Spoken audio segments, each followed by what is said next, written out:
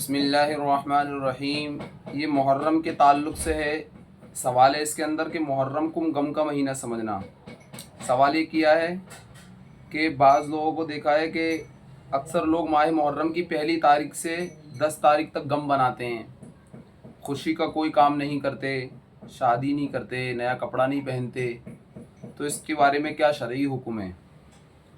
تو جواباً عرض ہے کہ محرم کو غم کا مہینہ سمجھنا یہ شیعوں کی رائج کردہ بدعات ہے۔ یہ شیعہ حضرات ہیں، یہ کرتے ہیں، غم کا مہینہ وہ سمجھتے ہیں، تو یہ بدعات میں سے ہے۔ اسلام میں اس کی کوئی اصل نہیں ہے، کوئی حقیقت نہیں ہے۔ محرم کو غم کا مہینہ نہیں سمجھنا چاہیے، اور اس مہینے میں خوشی کا کام انجام دینے کی کوئی ممانعت قرآن و سنت میں قطعاً موجود نہیں ہے، اور کسی مہینے میں کسی کے حادثے یا شہادت کی وجہ سے وہ مہینہ منحوس نہیں کہلایا جا سکتا۔ یعنی اگر محرم کے مہینے میں حضرت حسین رضی اللہ تعالیٰ عنہ کی شہادت ہوئی ہے تو اس سے یہ پتہ نہیں چلے گا کہ یہ غم کا مہینہ ہے۔ کوئی کسی مہینے میں مر جائے تو وہ غم کا مہینہ نہیں ہوتا۔ تو جو لوگ محرم کو غم کا مہینہ سمجھتے ہیں تو ان کے لیے بدعات ہے، خرافاتیں ہیں، ان سے بچنا چاہیے۔ محرم غم کا مہینہ نہیں ہے، عام جو مہینہ ہے اسی مہینے ایک مہینہ ایسا ہی محرم کا ہے۔ آگے یہ کہا کہ عشرہ محرم میں سوگ منانا، غم بناتے ہیں 10 محرم کو، کہ حضرت حسن اور حضرت حسین رضی اللہ عنہما محرم کے مہینے کی 10ویں تاریخ میں شہید ہوئے تھے۔ اس تاریخ میں سوگ اور ماتم سینہ اور پیٹھ پر مار کر سوگ کا اظہار کرنا شریعت کے اندر جائز ہے یا نہیں ہے؟ تو جواباً عرض کتاب کے اندر حوالہ ہے باقاعدہ کہ عشرہ محرم میں سوگ منانا، تعزیت وغیرہ نکالنا شرعاً جائز نہیں ہے، بلکہ روافظ کا شعار ہے۔ یعنی جو شیعہ حضرات ہیں وہ لوگ کرتے ہیں، یہ سوگ مناتے ہیں، یہ فتاوی رشیدیہ میں بھی لکھا ہوا ہے۔ تو یہ سوگ منانا بالکل جائز نہیں ہے محرم کے مہینے میں۔ تو محرم کی خرافاتیں ہیں، کہہ رہے ہیں کہ محرم کے مہینے میں خواتین کا زینت ترک کرنا، زینت چھوڑ دینا، عورتیں اور شادی کو منحوس سمجھنا، شادی نہ کرنا۔ تو کیا بہت سی خواتین محرم کے مہینے میں زینت ترک کر دیتی ہیں، کیا نام ہے، سنگار نہ کرنا، زینت نہ کرنا، اور حضرت حسین کا سوگ مناتی ہیں، چولہے پر توا بھی نہیں رکھتی، اور محرم کے مہینے میں شادی وغیرہ نہیں کرتے۔ اس کی تفصیل کیا ہے؟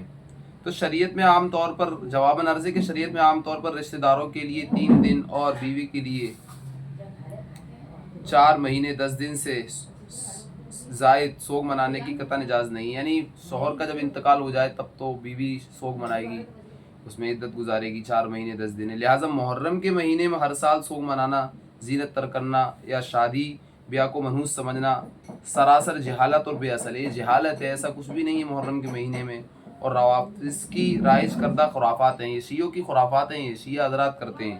اس لیے ان سب جاہلانہ رسومات کو ترک کرنا لازم ہے۔ یہ احسن الفتاویٰ کے اندر بھی یہ بات لکھی ہے کہ ان کو کیا ہے، بالکل چھوڑ دینا چاہیے، بلکہ محرم کا مہینہ تو افضل مہینہ ہے، اور عاشورے کی اس میں فضیلت ہے۔ 10 محرم 9 محرم کو روزہ رکھنا چاہیے۔ اللہ کے نبی صلی اللہ علیہ وسلم کے زمانے سے ہی محرم کا مہینہ افضل ہے۔ ایسا نہیں ہے کہ حضرت حسین رضی اللہ تعالیٰ عنہ اس مہینے میں شہید ہوئے ہیں، اللہ کی راہ میں قربان ہوئے ہیں، تو یہ مہینہ اس سے نہیں، بلکہ عاشورہ کا جو دن ہے وہ اللہ کے نبی صلی اللہ علیہ وسلم کے زمانے سے ہی اس دن کی فضیلت ہے۔ تو محرم کے مہینے کو بالکل غم کا مہینہ سمجھنا یہ بہت بڑا گناہ ہے۔ اور کہہ رہے تعزیہ پر بکرا چڑھانا اور اس کی کھال کا پیسہ مسجد میں دینا، یہ بھی کیا ہے؟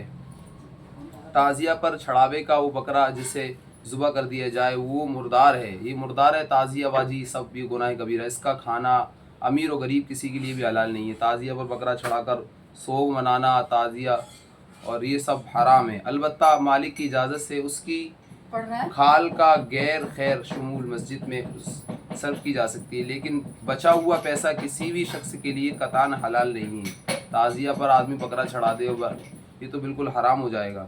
لہٰذا اس کی جو رقم مسجد میں خرچ کے علاوہ شدہ ہو اسے فوراً غریب کو تقسیم کر، یعنی یہ بالکل گناہ کبیرہ ہے۔ اس کے اندر جتنی خرافاتیں ہوتی ہیں تو ہمیں چاہیے کہ اس مہینے میں جتنی خرافاتیں ہیں سب سے بچنا چاہیے، اور اس مہینے میں روزے رکھنے چاہیے، اللہ سے دعائیں، مغفرت، اور کیا نام ہے، جو حضرات جو اللہ جو پہلے کے لوگ اس مہینے میں دنیا سے جا چکے ہیں ان کے بارے میں کیا ہے ان کو ایثار ثواب کرنا چاہیے، اور ان کی تاریخ کو اور ان کی جو زندگی ہے اس کو پڑھنا چاہیے۔